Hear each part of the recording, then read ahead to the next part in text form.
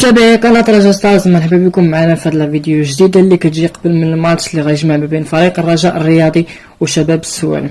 الفيديو اللي غنهضروا فيها على جميع المعطيات اللي كتعلق بالمباراة، الكلاسمون ديال الفريقين والمواجهات السابقة، وكذلك حتى التشكيلة المتوقعة ديال فريق الرجاء البيضاوي. دونك ما تنساوش تكملوا معنا الفيديو حتى الاخر، وجيكم الكومونتير والسبسكرايب باش يوصلكم ديما الجديد ديال القناة. ونبداو لا فيديو ديالنا.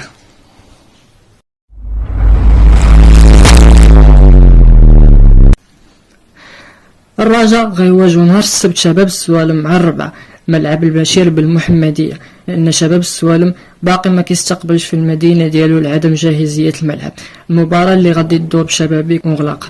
هذا الماتش غيكون هو الاخر قبل من التوقف لسماح المنتخب الوطني المغربي المشاركة في كأس العالم.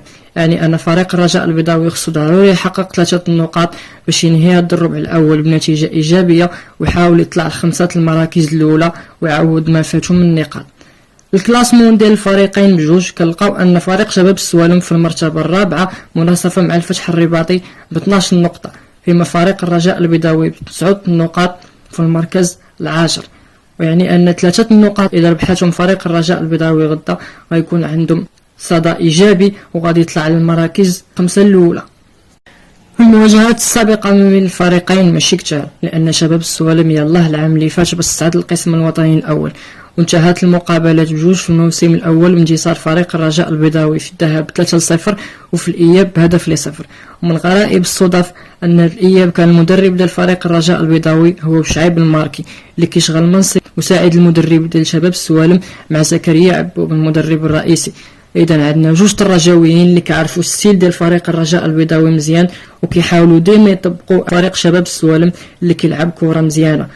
وهاد المؤشرات كاملين كتخلي الجميع انه غيتوقع واحد المقابله اللي غتكون حركيه وفيها كره مزيانه. الفريقين بجوج ما كيعانيوش من شي غيابات كثيره. الرجاء الرياضي غادي يتخلف عليه انس زنيتي باعتبار انه كيتماثل الشفاء من بعد العمليه الجراحيه اللي خدع عليها يوم الثلاثاء، وغتكون تشكيله كامله متاحه امام المدير الكبير الا بغا هو يستبعد شي لاعبين بناء على داكشي اللي كيشوف في لونطرينمون وفي المباريات السابقه. التشكيله ديال فريق الرجاء من المتوقع انها تكون على الشكل التالي: غاية مربح في الشبكه واللي هو اللي حبس الماتش ديال الروتور ديال السوالم داك العام وكان تصدى لضربه جزاء، نهاري اريا ضروه، بن تشيك اريا غوش، وفلاكس الهدهودي وحركاس. ميليو الصبار والمقعازي وزريده وبنغيت، وفي الهجوم كل من خابة وبن جديدة على الشاكلة ديال 4-4-2. هاد التشكيلة هادي من المتوقع أن المندير الكبير يبدا بها على اعتبار الشوط الثاني اللي دارته أمام مقابلة الفتح الرباطي، والجماهير الرجاوية كاملة شافت كيفاش أن الكرة دارت مزيان وكانت من أحسن الأشواط اللي دارت الرجاء في هاد العامين الأخيرة. هنا نكونوا قلنا كلشي في هذا الفيديو اللي كيتعلق بالمقابله ديال فريق الرجاء البيضاوي وفريق شباب السوالم. ما تنساوش نتوما تهبطوا الكومونتير وتعطيونا التشكيله اللي كتوقعوا انها تدخل هذا الماتش، ونتلاقاكم في فيديوهات اخرين ان شاء الله.